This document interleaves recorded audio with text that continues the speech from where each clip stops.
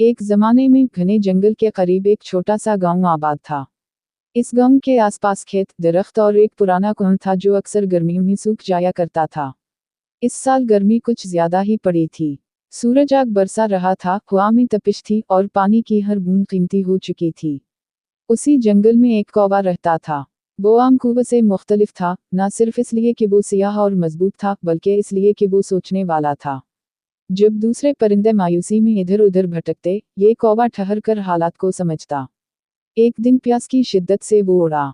इसने खुश्क नदी देखी, खाली तालाब देखा, हत्ता कि कुआं भी सूखा हुआ था। सूरज ढलने लगा तो उसके दिल में एक लम्हे को ख्याल आया, शायद आज मेरी प्यास ना बुझे। मगर उसी लम्हे उसे पंचतंत्र की तालीम याद आई। मायूसी अकल की दुश्मन है। वो दोबारा उड़ा। गांव के एक सुनसान सहन में उसे एक मिट्टी का घड़ा नजर आया। घड़ा पुराना था, मगर इसमें थोड़ा सा पानी मौजूद था, इतना नीचे कि चोंच नहीं पहुंच सकती थी। कौवा कुछ देर खामोश बैठा रहा। इसने घड़े को देखा, जमीन को देखा, फिर आसमान की तरफ नजर उठाई। अचानक इसकी नजर जमीन पर बिखरे छोटे कंकरों पर पड़ी। उसके दिल में एक ख्याल रोशन हुआ।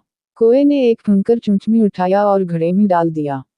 टिक, फिर दूसरा, फिर तीसरा। हर कंकर के साथ पानी आहिस्ता आहिस्ता ऊपर आने लगा। वक्त गुजर रहा था, सूरज गुरूब होने के करीब था, मगर कौवा रुका नहीं। इसके पैरों में थकन थी, मगर दिल में उम्मीद थी।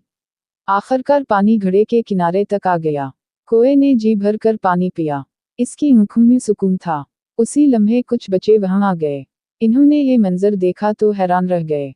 एक बच्चे ने कहा, ये तो बहुत अक्लमंद कौवा है। कौवा पानी पी कर उड़ा नहीं। वो घड़े के किनारे बैठा रहा, जैसे कहना चाहता हो, अगर मैं कर सकता हूं तो तुम भी कर सकते हो।